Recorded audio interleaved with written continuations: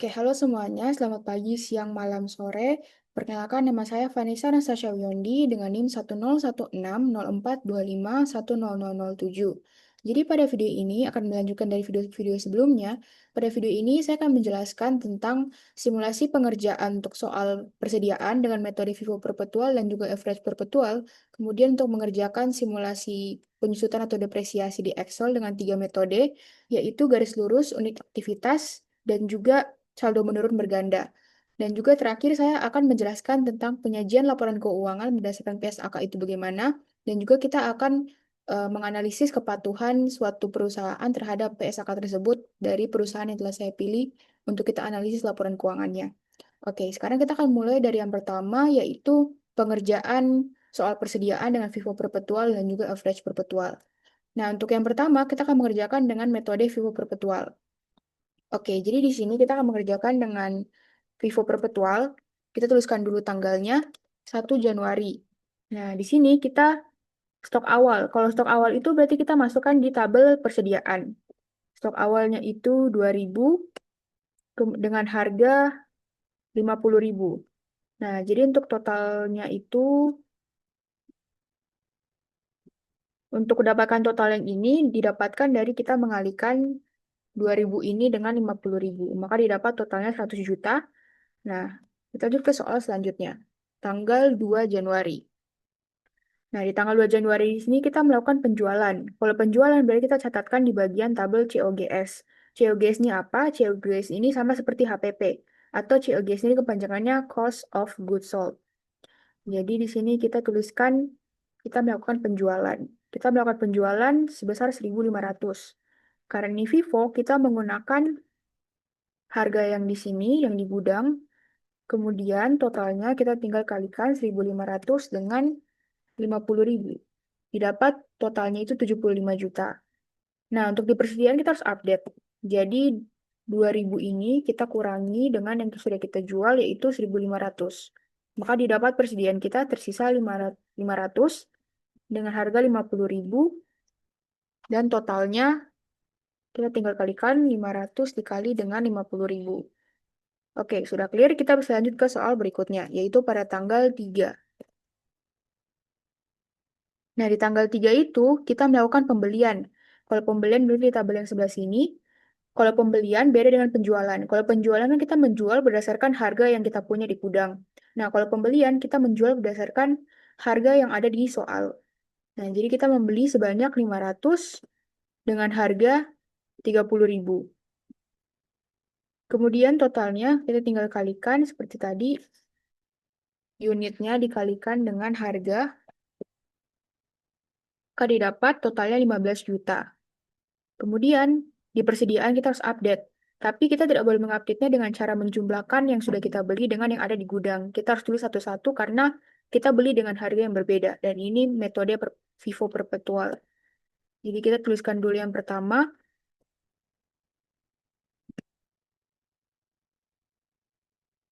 Nah, kemudian sekarang kita tinggal memindahkan yang bagian pembelian ke persediaan.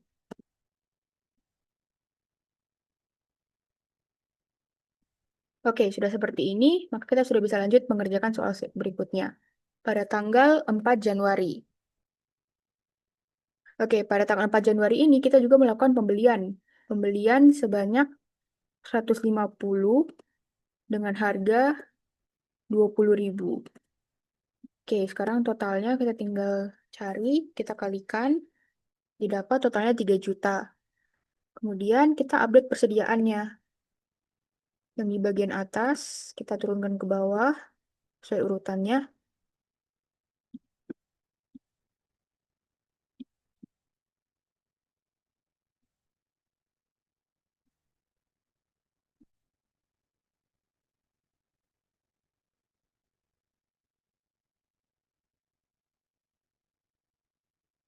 Kemudian yang sudah kita beli tadi, kita tinggal masukkan ke kolom persediaan.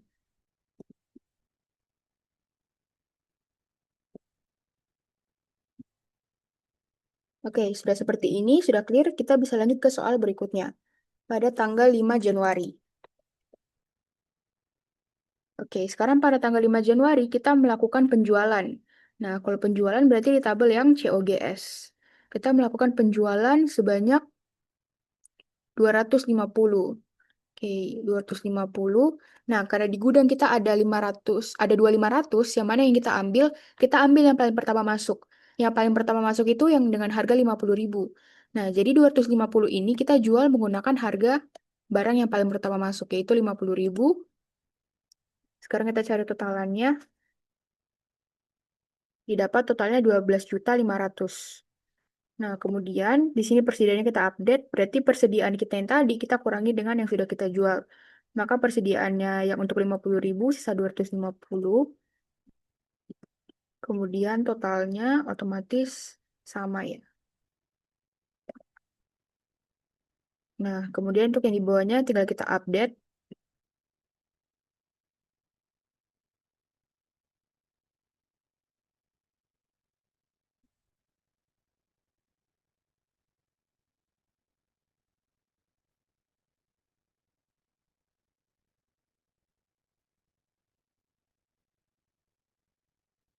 Oke, sudah kita update persediaannya.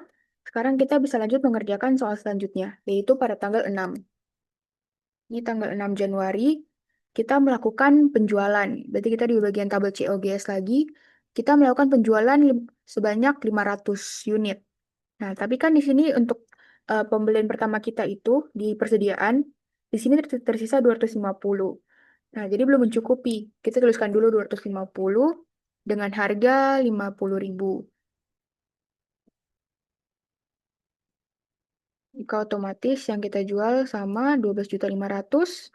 Kemudian berarti yang bagian ini, persediaan kita yang ini sudah habis. Nah, di sini kan kita menjual harusnya 500.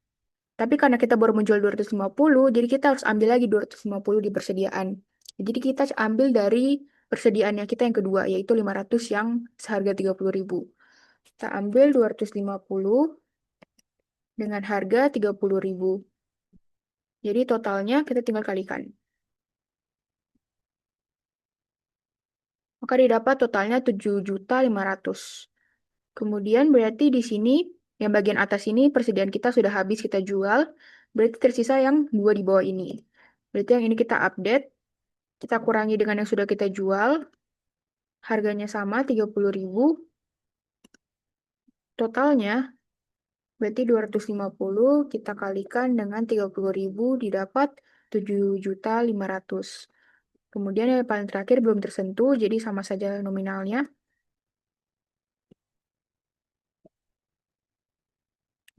Oke, sudah didapat seperti ini. Sekarang kita bisa lanjut ke tanggal berikutnya. Di tanggal berikutnya itu pada tanggal 7. Di tanggal 7 itu kita melakukan pembelian. Nah, kalau pembelian berarti kita menggunakan harga yang di soal, tidak seperti penjualan. Berarti pembelian, kita melakukan pembelian 300, kemudian dengan harga 50.000. Jadi totalnya 300, kita kalikan dengan 50.000 didapat 15 juta. Kemudian, karena kita melakukan pembelian, jadi persediaannya juga harus diupdate. Jadi dua yang ini tinggal kita turunkan saja ke bawah.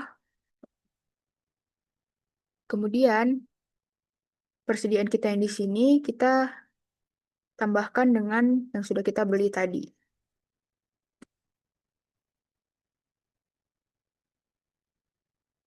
Oke, sudah clear. Sekarang kita ke soal paling terakhir, yaitu 8 Januari. Di tanggal 8 itu kita melakukan penjualan, berarti di tabel yang COGS lagi, kita melakukan penjualan sebanyak 200. Nah, di sini kan ada 250 di persediaan untuk harga 30.000. Jadi di sini kita ambil 200 dari sini, kita pakai harga 30.000, kemudian kita tinggal kalikan untuk mendapatkan totalnya. Maka didapat totalnya 6 juta. Nah, sekarang persediaannya tinggal kita update lagi. 250 kita kurangi dengan 200. Maka didapat persediaannya itu sisa 50 untuk yang harga 30.000. Totalnya juga kita cari. Nah, untuk persediaan yang di bawahnya, karena tidak tersentuh, maka nilainya sama saja. Tinggal kita copy.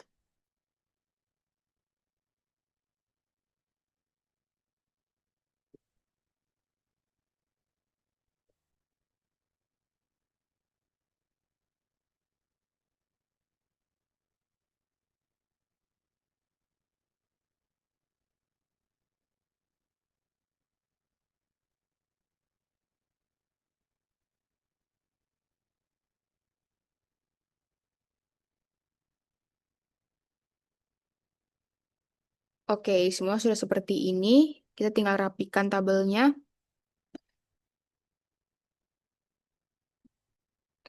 Nah, begitu cara untuk mengerjakan persediaan dengan metode FIFO perpetual. Nah, sekarang kita tinggal cari totalan akhirnya.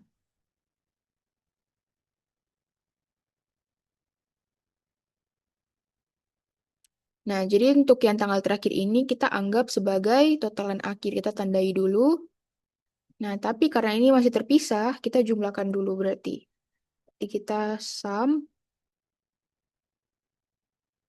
Nah, di sini totalnya 19.500.000. Kemudian bagian unitnya juga kita jumlahkan. Nah, didapat total unit persediaan kita tersisa 500.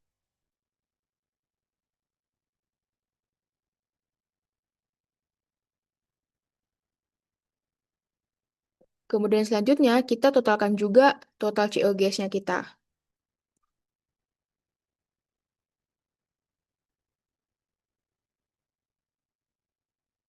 Di sini didapat total COGS-nya 113.500.000.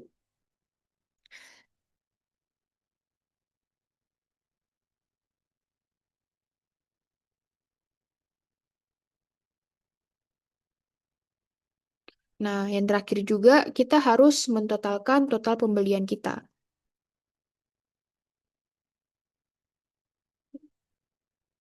Nah, di sini diketahui totalnya 33 juta. Kita rapikan, kita tuliskan total pembelian dan total COGS.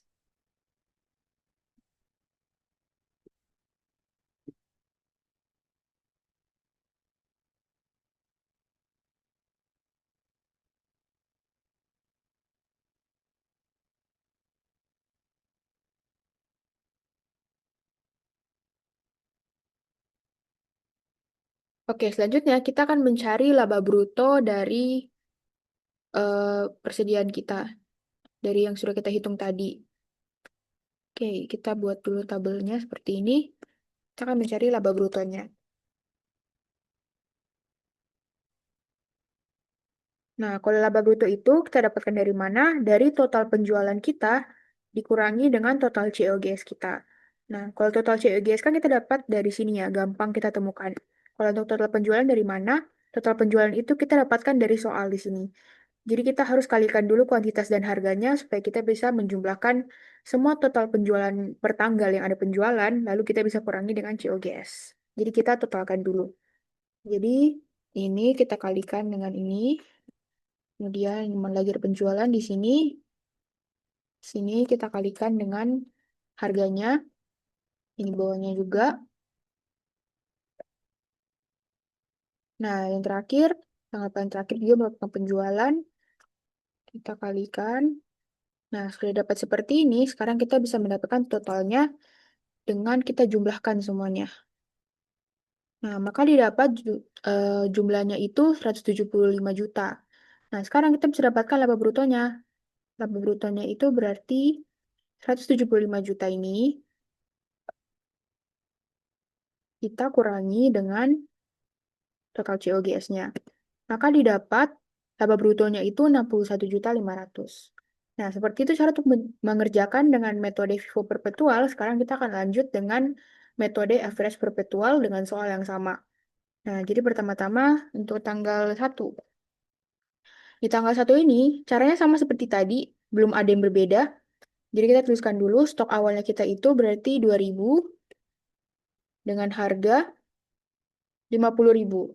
Kemudian kita untuk mencari totalnya sama, kita tinggal kalikan jumlah unit dengan harganya, yaitu 100 juta. Oke, kita lanjut ke soal berikutnya.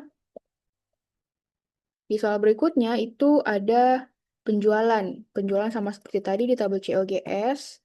Kita menjual 1.500 dengan harga barang yang di gudang, berarti 50.000. Kita ingat ya kalau menjual kita tidak menggunakan harga yang di soal, tetapi kita menggunakan harga sesuai persediaannya kita yang kita punya. Totalnya kita kalikan, didapat. Nah, sekarang kita update persediaan kita. Unitnya kita dikurangi dengan yang sudah kita jual, harganya sama. Kemudian untuk totalnya kita tinggal kalikan lagi. Oke, sekarang kita lanjut ke tanggal selanjutnya. Selanjutnya di sini ada pembelian. Nah, kita membeli unitnya 500 dengan harga 30.000. Kita totalkan. Nah, di sini kan metode average perpetual. Kalau yang bagian ini agak berbeda dengan FIFO perpetual. Kalau FIFO perpetual, 500-nya dicatat, 500 yang ini dicatat, terpisah. Tapi kalau di average, kita langsung cari rata-ratanya. Jadi pertama-tama kita jumlahkan dulu unitnya berapa. Unitnya otomatis menjadi 1.000 totalnya. Nah, untuk harganya didapat dari kita jumlahkan dulu. Total persediaan sebelumnya kita jumlahkan dengan total pembelian kita. Maka didapat total persediaan kita sekarang itu 40 juta. Nah, kemudian untuk harganya itu kita dapatkan dari total persediaan kita bagi dengan unitnya. Didapat harganya berarti 40.000. Oke, sudah clear? Ini lebih simpel caranya daripada FIFO perpetual, karena tinggal langsung dirata-ratakan. Langsung ke tanggal 4. Nah, kalau di tanggal 4 itu berarti kita melakukan pembelian. Nah, caranya sama seperti tadi. Kita catatkan dulu, kita melakukan pembelian 150 dengan harga 20.000. Jadi totalnya kita tinggal kalikan lagi. Kemudian persediaannya kita tinggal update. Kita jumlahkan.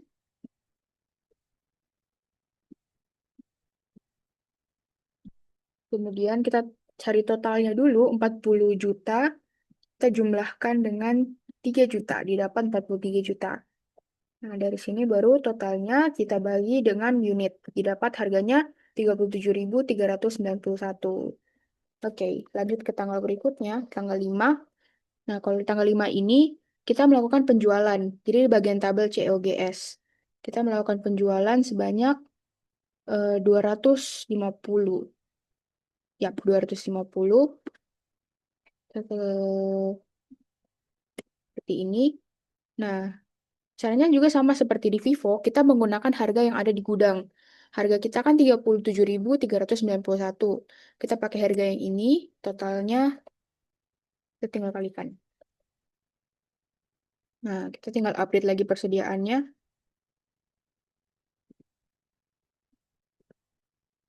Kemudian harganya sama, totalnya kita tinggal cari.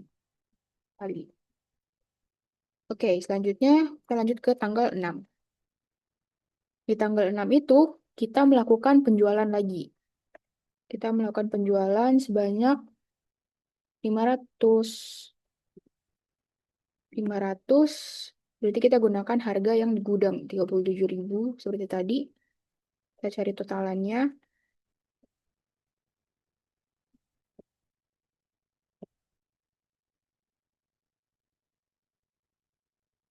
Kemudian untuk sisa di gudang, berarti 900 kita kurangkan dengan yang sudah kita jual, sudah bersisa 400, harganya sama, kemudian totalnya tinggal kita kalikan lagi.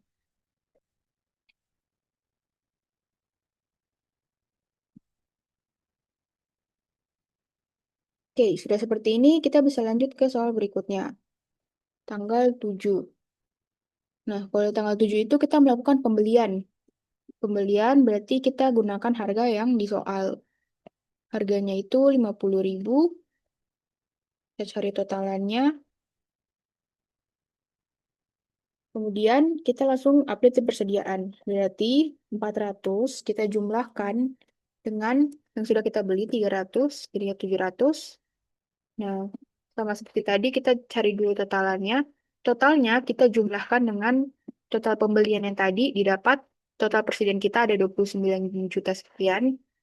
Kemudian baru kita bisa dapatkan harga per unit kita. Nah, di sini harga per unitnya 42 juta sekian. Oke, sudah seperti ini kita lanjut ke nomor paling terakhir. Di tanggal 9 Januari, di sini kita melakukan penjualan. Penjualannya sebanyak 200. Nah, di sini jangan terkecoh, kita tetap gunakan harga di gudang. Jadi kita gunakan harga yang paling terakhir, 42 juta sekian.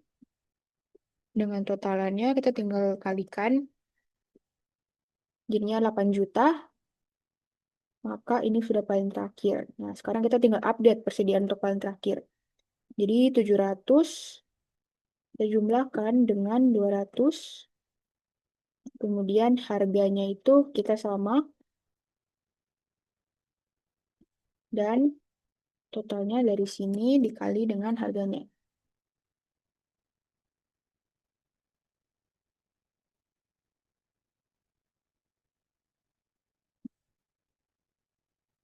Oh ya,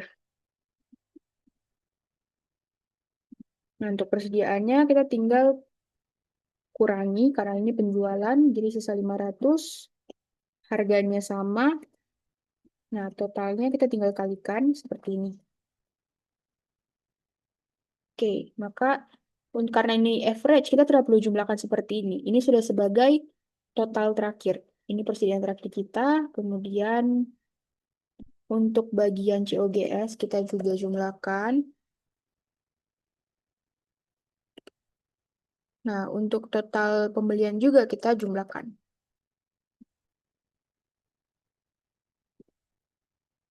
Ini berarti total pembelian. Nah, di sini total COGS.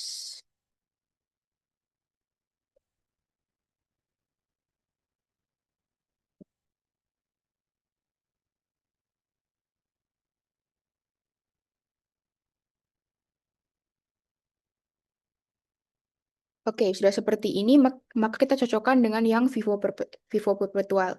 Nah, di sini kita bisa lihat total pembeliannya sama ya 33 juta. Kemudian untuk total total unitnya sama 500. Nah, tapi kalau kita lihat total COGS dan juga total persediaannya berbeda. Nah, kenapa bisa berbeda? Karena metodenya sudah berbeda. Kalau untuk Vivo Perpetual kan kita harus mencatat persediaan secara berulang jika kita melakukan penjualan atau pembelian. Nah, tapi kalau average, apalagi jika ada pembelian, kita hanya mencatat rata-ratanya langsung. Jadi karena metodenya berbeda, otomatis total COGS-nya dan juga total yang di sini berbeda. Oke, sekian untuk cara untuk mengerjakan soal persediaan menggunakan Vivo Perpetual dan juga persediaan average perpetual. Oke, jadi sekarang saya akan menjelaskan cara untuk mengerjakan soal simulasi depresiasi atau penyusutan dengan tiga metode, yaitu straight line atau garis lurus, kemudian unit of activity atau unit aktivitas, kemudian double declining atau saldo menurun berganda. Nah, jadi pertama-tama di sini ada soal, yaitu PT Snoopy membeli mesin produksi pada tanggal 1 Januari 2023 dengan harga 240 juta. Nah, ini sebagai nilai buku awalnya. Kemudian, mesin tersebut memiliki umur ekonomis 5 tahun, kemudian nilai residunya sebesar 40 juta. Nah, rincian mesinnya selama 5 tahun seperti ini, jadi aktivitasnya dalam satuan jam. Kemudian, di sini kita sudah membuat dalam tiga metode. Nah, jadi pertama-tama kita akan membuat tabelnya terlebih dahulu untuk metode garis lurus. Tapi sebelum itu kita akan mencari dulu beban penyusutannya, biaya yang dapat disusutkannya berapa. Kita tuliskan dulu nilai buku awal. Sini nilai buku awalnya itu 240 juta.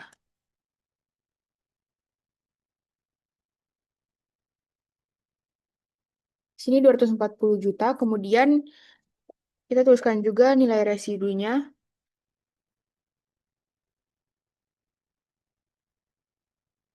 yaitu 40 juta. Nah, jadi sini kita tuliskan dulu yang kita ketahui di soal itu apa saja.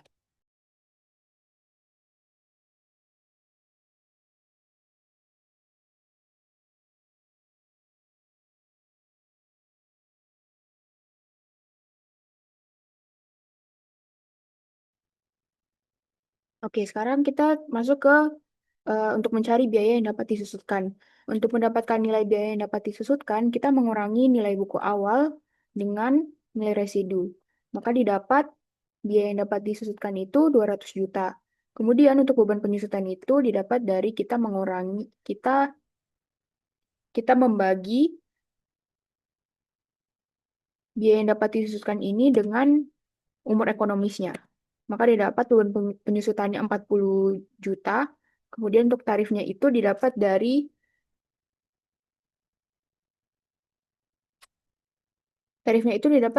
100% kita bagikan dengan umur ekonomis. Oke, maka di sini dapat kita lihat tarifnya itu 0,2. Nah, kalau sudah seperti ini, kita tinggal mengerjakan tabelnya. Saya akan membuat tabelnya terlebih dahulu.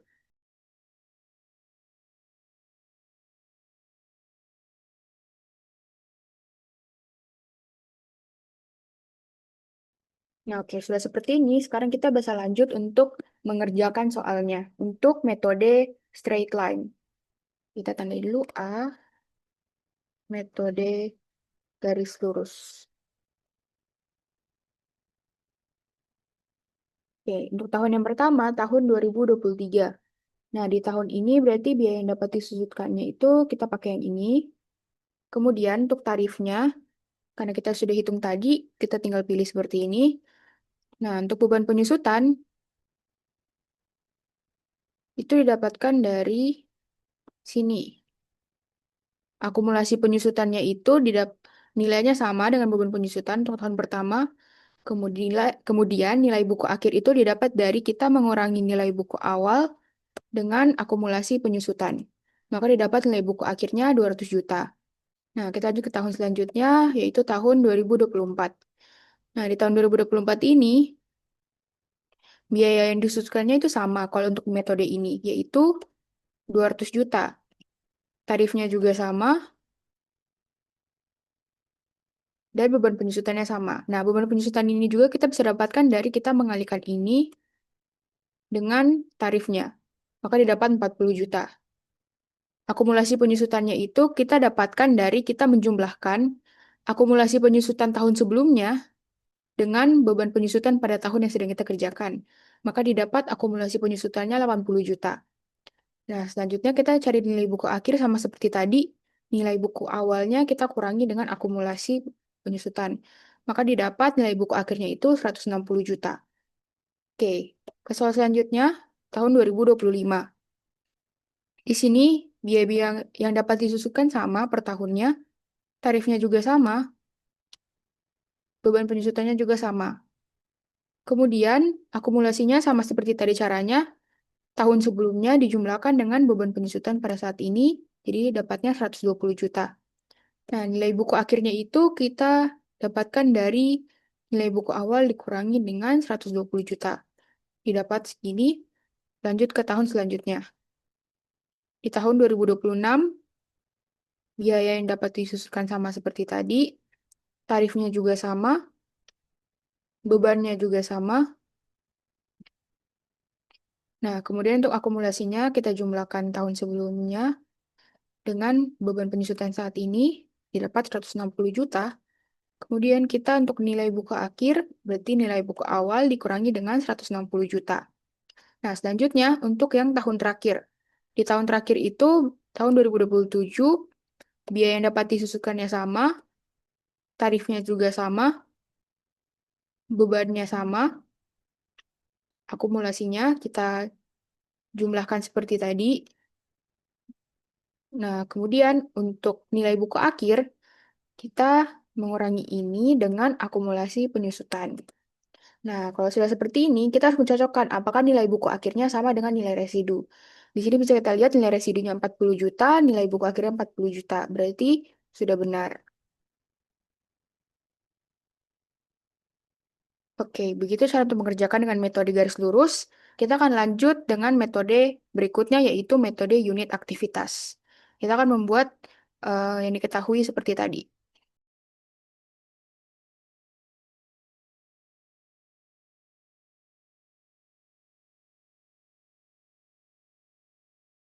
Oke, sekarang di sini sudah yang diketahui seperti ini. Nah, sekarang kita totalkan dulu unit aktivitas dari soalnya. Jadi dengan cara kita jumlahkan menggunakan rumus sum dari atas sini sampai ke bawah. Nah, di sini totalnya 10.000 jam. Kemudian di sini kita harus mencari biaya per unit. Biaya per unit ini kita dapatkan dari kita membagi biaya yang dapat disusutkan, kita bagi dengan total unit aktivitasnya. Jadi di sini dapatkan bahwa biaya per unitnya itu 20.000. Nah, sudah seperti ini, sekarang kita akan membuat tabel lagi seperti di sini.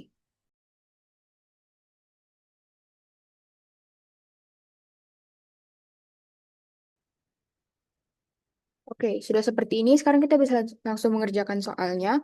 Nah, di sini untuk tahun pertama kita tuliskan dulu tahunnya 2023. Nah, di sini berarti beda dengan yang ini, kalau di sini kan biaya yang dapat dikhususkannya sama. Nah, tapi di sini unit aktivitasnya itu per tahun beda. Nah, jadi otomatis beban penyusutannya juga tidak seperti ini. Kalau di sini kan sama karena biaya penyusutannya semua nilainya sama per tahun. Nah, kita coba dulu tuliskan. Yang pertama, unit aktivitasnya itu 2000, 2000 jam. Kemudian biaya per unitnya itu 20.000. Nah, beban penyusutannya itu kita kalikan unit aktivitas dengan biaya per unit. Maka didapat beban penyusutannya 40 juta. Untuk akumulasi penyusutannya, kita gunakan nilai yang sama. Kemudian nilai buku, untuk mencari nilai buku akhir sama seperti tadi, nilai buku awal kita kurangi dengan akumulasi penyusutan, maka didapat nilai buku akhir untuk tahun pertama itu 200 juta. Nah, kita lanjut ke tahun selanjutnya. Di sini unit aktivitasnya itu 2.500. Biaya per unitnya sama 20.000. Untuk beban penyusutannya berarti kita kalikan 2.500 kita kalikan dengan 20.000. Maka didapat beban penyusutan tahun selanjutnya itu 50 juta. Kemudian akumulasi penyusutannya berarti jumlahkan akumulasi penyusutan tahun sebelumnya dengan beban penyusutan pada tahun yang sedang kita kerjakan. Sama seperti tadi caranya. Jadi didapat akumulasi penyusutan tahun 2024 itu 90 juta. Nah, sama seperti tadi, untuk mencari nilai buku akhir, nilai buku awal kita kurangi dengan akumulasi penyusutan, didapat 150 juta. Kita lanjut ke tahun selanjutnya, tahun 2025. Nah, di tahun 2025, unit aktivitasnya itu 1.500 jam, biaya per unitnya sama, kemudian beban penyusutannya itu kita kalikan ini dengan biaya per unit, 30 juta, kemudian beban penyusutannya 90 juta, kita jumlahkan dengan 30 juta, didapat 120 juta, kemudian nilai buku akhirnya itu sama seperti tadi, nilai buku awal dikurangi dengan akumulasi penyusutan didapat 120 juta. Nah, sekarang kita bisa lanjut ke tahun berikutnya. Di tahun berikutnya, tahun 2026. Di tahun 2026 itu unit aktivitas per jamnya itu 1.800. Dengan biaya per unitnya sama, 20.000. Beban penyusutannya kita kalikan ini dengan 20.000. Didapat 36 juta. Akumulasi penyusutannya kita jumlahkan lagi seperti tadi. Dengan beban penyusutan tahun ini didapat 156 juta. Kemudian nilai buku akhirnya sama seperti tadi kita kurangkan ini dengan akumulasi penyusutan. Didapat 84 juta. Nah, selanjutnya kita lanjut ke tahun terakhir, tahun 2027. Di sini unit aktivitasnya 2.200, kemudian biaya per unitnya sama 20.000. Beban penyusutannya hasil dari unit aktivitas kita kalikan dengan biaya per unit didapat 44 juta. Kemudian untuk akumulasi penyusutannya 156 juta kita jumlahkan dengan 44 juta. Kemudian nilai buku akhirnya itu berarti 240 juta kita kurangi dengan akumulasi penyusutan. Nah, di sini sama seperti tadi, nilai buku akhirnya harus sama dengan nilai residu. Nilai residunya 40 juta, nilai buku akhirnya 40 juta, berarti sudah benar. Oke, seperti itu cara untuk mengerjakan dalam metode unit aktivitas. Kita akan lanjut ke metode yang selanjutnya.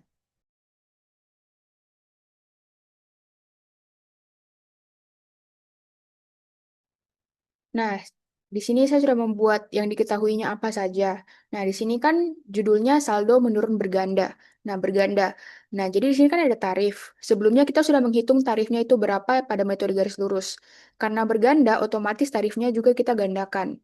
Jadi, caranya itu untuk mendapatkan tarif di bagian ini, tarif yang ada di sini kita kalikan dengan 2. Maka didapat tarif untuk metode saldo menurun berganda ini 0,4. Nah, sekarang kita akan membuat tabelnya lagi untuk bagian ini.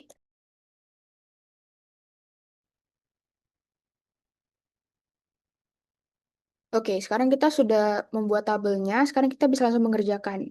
Nah, di sini untuk tahun yang pertama 2023.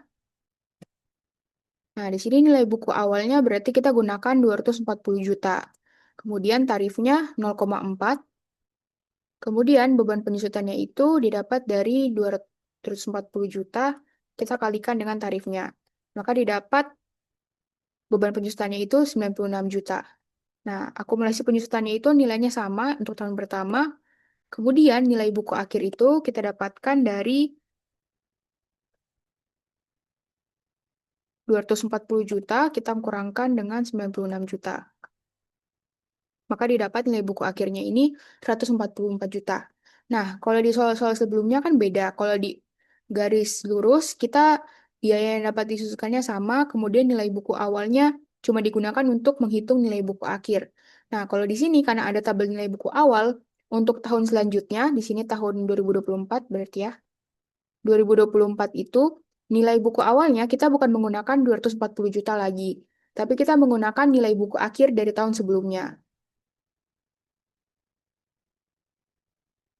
Nah, jadi karena nilai buku akhir tahun sebelumnya itu 144 juta, otomatis nilai buku awal untuk 2024 itu 144 juta. Nah, di sini tarifnya sama, kita kalikan beban penyusutannya, 144 kita kalikan dengan 0,4, dapat 57.600. Kemudian akumulasi penyusutan, berarti 96 juta kita jumlahkan dengan 57.600 didapat 153.600. Nah, kita cari lagi nilai buku akhir. Itu didapat dari nilai buku awal kita kurangi dengan akumulasi penyusutannya. Maka didapat nilai buku akhirnya itu 86.400. Nah, selanjutnya di tahun 2025. Di tahun 2025 berarti kita gunakan nilai buku akhir dari tahun 2024. Tarifnya itu 0,4. Beban penyusutannya kita kalikan 86 juta sekian dikali dengan 0,4. Nah, akumulasi penyusutannya sama seperti tadi, kita jumlahkan dengan beban penyusutan saat ini. Didapat akumulasi penyusutannya itu 188.160. Dan nilai buku akhirnya seperti tadi kita kurangi dari nilai buku awal dengan akumulasi penyusutan. Didapat 51.840. Nah, kemudian berikutnya, di sini ada pada tahun 2026. Di tahun 2026 itu kita menggunakan nilai buku akhir 2025, kemudian tarifnya 0,4. Nah, kemudian di sini karena jika kita lihat, di sini nilai buku akhirnya sudah 51 juta, sedangkan nilai buku akhir itu harus 40 juta. Kalau misalnya kita kurangkan lagi, otomatis nilai buku akhir di tahun-tahun terakhir itu sudah tidak sama dengan nilai residu. Nah, jadi untuk di bagian ini kita harus sesuaikan. Caranya bagaimana? Karena kita tahu pada akhirnya nilai buku akhir ini 40 juta, otomatis kita langsung tulis di bagian sini 40 juta. Kemudian untuk di bagian beban kita sesuaikan. Jadi caranya itu untuk mendapatkan beban penyusutan 51 juta ini kita kurangi dengan 40 juta. Maka didapat beban penyusutan untuk tahun ini 11.840. Kemudian untuk akumulasi penyusutan masih sama seperti tadi caranya. Yang di tahun sebelumnya kita jumlahkan dengan beban penyusutan tahun ini. Maka didapat akumulasi penyusutannya 200 juta. Nah, karena ini sudah mencapai nilai residu, otomatis untuk tahun terakhir yang 2027 tidak ditulis karena pada tahun 2026 sudah mencapai nilai residunya. Oke, kita tinggal buat tabelnya seperti ini. Nah, oke, jadi begitu cara untuk mengerjakan soal simulasi depresiasi atau penyusutan menggunakan 3 metode, yaitu metode garis lurus, unit aktivitas, dan juga saldo menurun berganda. Oke, selanjutnya saya akan menjelaskan tentang penyajian laporan keuangan berdasarkan PSAK 1. Nah, untuk tujuan dari PSAK itu sendiri, yang pertama itu penyajian laporan keuangan umum yang bertujuan untuk membandingkan laporan keuangan periode sebelumnya dengan laporan keuangan entitas lain. Nah, selanjutnya, pernyataan ini itu bertujuan untuk mengatur persyaratan penyajian laporan keuangan, struktur laporan keuangan, dan juga persyaratan minimum isi laporan keuangan. Nah, jadi PSAK ini sebagai pedoman untuk eh, laporan keuangan itu seperti apa, seperti struktur, persyaratan, dan juga sebagainya. Nah, untuk selanjutnya, untuk ruang lingkupnya sendiri, pernyataan ini itu berlaku dalam penyusunan dan penyajian laporan keuangan sesuai dengan standar akuntansi keuangan atau SAK. Kemudian, pernyataan ini itu tidak berlaku bagi penyusunan dan penyajian laporan keuangan entitas syariah karena adanya perbedaan dasar hukum yang digunakan. Nah, selanjutnya, menurut PSAK itu, laporan keuangan sendiri merupakan suatu penyajian terstruktur dari posisi keuangan dan kinerja keuangan suatu entitas. Selanjutnya, tujuannya itu untuk memberikan informasi mengenai posisi keuangan, kinerja keuangan, arus kas, serta menunjukkan hasil pertanggungjawaban manajemen atas penggunaan sumber daya yang dipercayakan. Nah, selanjutnya isi dari laporan keuangan itu sendiri menurut PSAK, yang lengkap itu ada aset, liabilitas, ekuitas, pendapatan dan beban, termasuk dengan keuntungan dan kerugian, kemudian ada kontribusi dari distribusi pemilik kepada pemilik, dan juga ada arus kas. Nah, selanjutnya di sini ada komponen laporan keuangan. Nah, kalau di laporan keuangan itu ada 6 komponen menurut PSAK. Yang pertama itu ada laporan posisi keuangan pada akhir periode. Yang kedua ada laporan laba rugi komprehensif selama periode. Selanjutnya ada laporan perubahan ekuitas selama periode. Kemudian ada laporan arus kas selama periode. Yang kelima ada catatan atas laporan keuangan. Jadi ini untuk informasi tambahan dan kebijakan akuntansi dari laporan keuangan yang telah dibuat. Selanjutnya, yang paling terakhir ada laporan posisi keuangan pada awal periode. Nah, selanjutnya di sini ada karakteristik umum laporan keuangan berdasarkan PSAK. Nah, yang pertama itu penyajiannya harus secara wajar dan patuh terhadap SAK. Yang kedua, laporan keuangan itu harus disusun berdasarkan asumsi kelangsungan usaha, jadi harus real. Kemudian, untuk pencatatan transaksinya harus saat terjadi kecuali laporan arus kas, jadi dasarnya harus akrual.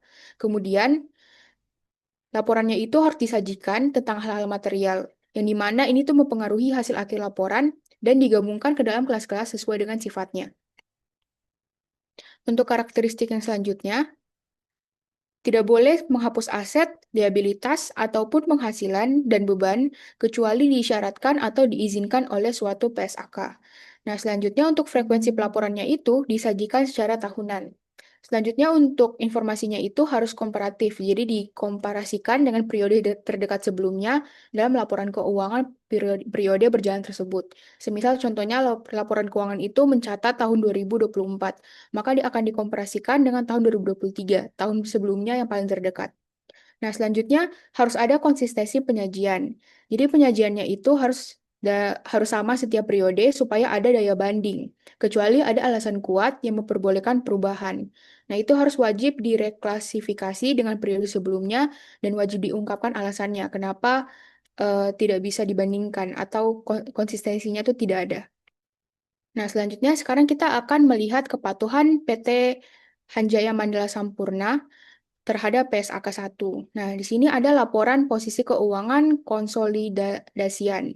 Yang pertama kita akan lihat untuk urutan penyajiannya. Kalau sesuai PSAK itu, aset lancar diikuti oleh aset tidak lancar. Nah, di sini bisa kita lihat, di sini sudah sesuai. Yang di pertama ada aset lancar, kemudian diikuti oleh aset tidak lancar. Selanjutnya, klasifikasinya itu harus terpisah. Di sini sudah jelas klasifikasinya terpisah, tidak disatukan. Selanjutnya, aset lancar itu kalau sesuai PSAK merupakan aset dengan tujuan diperdagangkan dan diperkirakan akan direalisasikan dalam siklus operasi berjalan dengan jangka waktu 12 bulan. Nah, kemudian untuk di bagian laporan posisi keuangan diwajibkan juga ada kas dan setara kas. Nah, di sini ada kas dan setara kas di bagian sini, maka sudah sesuai dengan PSAK. Oke, selanjutnya kita akan melihat untuk bagian liabilitas. Nah, jadi untuk urutan penyajiannya itu, kalau sesuai PSAK, liabilitas jangka pendek harus diikuti oleh liabilitas jangka panjang. Nah, di sini sudah sesuai liabilitasnya dulu jangka pendek, lalu jangka panjang. Kemudian sama seperti tadi, klasifikasinya harus terpisah. Di sini juga jelas, jangka pendek dan jangka panjang terpisah. Kemudian untuk liabilitas jangka pendek itu merupakan liabilitas yang diselesaikan dalam jangka waktu 12 bulan setelah periode dengan tujuan untuk diperdagangkan. Kemudian, pajak tangguhan itu tidak boleh diklasifikasikan sebagai liabilitas jangka pendek. Nah, di sini kalau kita lihat liabilitas pajak tangguhan itu masuk ke jangka panjang, bukan di jangka pendek, otomatis sudah sesuai dengan PSAK. Nah, selanjutnya liabilitas jangka panjang itu apa? Kalau sesuai PSAK, merupakan liabilitas yang diharapkan penyelesaiannya terjadi lebih dari 12 bulan setelah tanggal pelaporan. Kalau jangka pendek dalam waktu 12 bulan, kalau liabilitas jangka panjang lebih dari 12 bulan. Nah, selanjutnya kita akan melihat untuk bagian ekuitasnya dari laporan posisi keuangan. Nah, untuk posisi ekuitas itu harus berada setelah liabilitas. Nah, ini sudah sesuai karena untuk halaman sebelumnya kan liabilitas. Nah, di bawahnya ada ekuitas, berarti sudah sesuai. Kemudian untuk klasifikasinya harus terpisah. Kepentingan non-pengendali disajikan terpisah dari ekuitas yang menjadi hak pemilik entitas induk. Nah, di sini kita lihat, di sini tulisannya ekuitas yang dapat diatribusikan kepada pemilik entitas induk. Nah, kalau kita lihat, kenapa tidak ada kepentingan non-pengendali? Nah, karena untuk kenyataannya, kalau untuk PT Hanjaya Mandala Sampurna, ini tuh bukannya tidak ada, tapi disatukan langsung dengan jumlah ekuitas. Jadi, karena PT Hanjaya Mandala Sampurna ini tidak memiliki kepemilikan minoritas, jadi dia memiliki 100% atas grupnya, jadi tidak ditulis kepentingan non-pengendali, tapi sebenarnya ada, tapi digabungkan dengan jumlah ekuitas. Jadi ini termasuk sudah mematuhi PSAK. Nah, selanjutnya, kepentingan non-pengendali sebagai bagian dari ekuitas, bukan sebagai pengurang laba, tadi sudah sesuai. Kemudian informasi komparatif sesuai PSAK. Komparasi dengan periode sebelumnya. Dari ini bisa kita lihat tahun 2024 dikomparasikan dengan tahun 2023, jadi sudah sesuai. Kemudian atribusi kepada pemilik induk, yaitu ekuitas yang berhak diterima oleh pemilik entitas induk setelah memperhitungkan bagian yang dimiliki oleh pihak non-pengendali dalam entitas anak. Nah, di sini sudah termasuk juga. Nah, selanjutnya,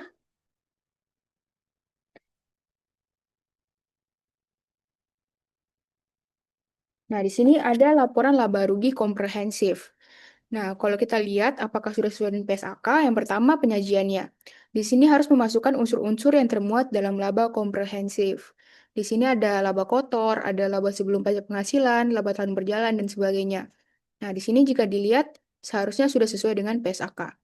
Nah, selanjutnya untuk urutan laporannya, laba sebelum laba komprehensif itu laba itu harus sebelum laba komprehensif dan laporan laba komprehensif yang itu dimulai dari laba atau rugi bersih. Nah, di sini kita lihat, nah rugi komprehensifnya di sini. Labanya di atas, berarti sudah benar. Kemudian minimum line item. Jadi itu merupakan jumlah pos paling sedikit yang wajib disajikan dalam suatu laporan keuangan agar laporan tersebut dianggap lengkap dan sesuai standar, yaitu harus ada pendapatan, beban pajak, dan laba komprehensif. Nah, di sini ada beban, kemudian di sini ada beban pajak, kemudian di sini ada laba komprehensif. Oke, selanjutnya klasifikasi beban. Beban dikategorikan ke dalam fungsi operasional utama perusahaan. Oke, di sini sudah dikategorikan sebagai fungsi operasional utama perusahaan. Oke, selanjutnya. Nah, di sini untuk penyajiannya. Kalau kalau di bagian sini, jika kita lihat laba komprehensif itu kertasnya terpisah dengan yang bagian tadi, tapi bukan berarti laporannya berbeda. Karena untuk penyajiannya itu, laba periode berjalan dan laba komprehensif disajikan dalam satu laporan yang berkesinambungan. Nah, tapi kalau untuk penyajiannya, semisal tidak cukup, maka untuk tata penyusunannya tidak apa-apa, bisa 2 lembar. Jadi ini tidak disajikan terpisah, tapi merupakan bagian dari laporan. Hanya saja karena tidak cukup, makanya ditulis di halaman selanjutnya. Nah, untuk PT Sampurna ini dia menggunakan single statement approach, yaitu laba komprehensif dan juga laba periode berjalan disatukan dalam satu laporan yang sama. Nah, selanjutnya di sini ada laporan perubahan ekuitas. Nah, kita lihat lagi ketentuannya. Yang pertama harus ada total laba rugi. Jadi kita harus menyajikan total laba rugi yang dialokasikan kepada pemilik entitas induk dan pihak non pengendali. Nah, di sini ada total laba ruginya. Kemudian kita lanjut, ada pengungkapan terkait dividen. Jadi jumlah dividen yang diatribusikan kepada pemilik dan nilai dividen per saham itu harus dinyatakan. Nah, di situ di bagian paling bawah ada dividen. Nah, maka sudah sesuai dengan ketentuan dari PSAK. Oke, selanjutnya kita akan masuk ke catatan atas laporan keuangan. Nah, jadi kalau sesuai PSAK itu harus menyajikan informasi dasar penyusunan keuangan. Jadi kita harus mengungkapkan dasar pengukuran, kebijakan yang digunakan itu apa, kemudian asumsi dalam estimasi. Ini itu harus mengungkapkan informasi yang tidak disajikan pada bagian lain dalam laporan keuangan. Karena kan kalau di laporan keuangan hanya menyatakan angka. Jadi catatan ini tuh berfungsi untuk memberikan penjelasan mengapa bisa seperti itu. Seperti tadi, jika ada perubahan struktur dan lainnya, maka ditulis di bagian sini. Nah, ini juga harus disajikan secara terstruktur dan juga runtut atau sistematis. Nah, selanjutnya di sini bisa kita lihat, di sini ada informasinya, lebih lengkapnya seperti ini, dasar penyusunannya seperti apa. Kemudian, nah di sini contohnya, di sini dia menyatakan bahwa penerapan dari standar revisi yang berlaku efektif sejak 1 Januari 2024 yang relevan dengan operasi grup, namun tidak menimbulkan dampak signifikan terhadap laporan keuangan konsolidasian grup adalah sebagai berikut. Jadi di sini ada perubahan standar-standar. Nah, mereka tuh menyatakannya di bagian catatan atas laporan keuangan. Jadi jelas seperti itu. Nah, selanjutnya di sini ada bagian memberikan pengungkapan tambahan yang berkaitan dengan modal dan dividen. Nah, tadi kan bentuk bagian dividen sudah ada di bagian laporan keuangan. Nah, di sini lebih didetailkan untuk modalnya itu bagaimana. Nah, kemudian untuk jumlah dividennya itu harus diumumkan sebelum penyelesaian laporan keuangan. Kemudian jumlah dividen preferen tidak diakui itu diungkapkan. Nah, kemudian selanjutnya ada catatan atas laporan keuangan.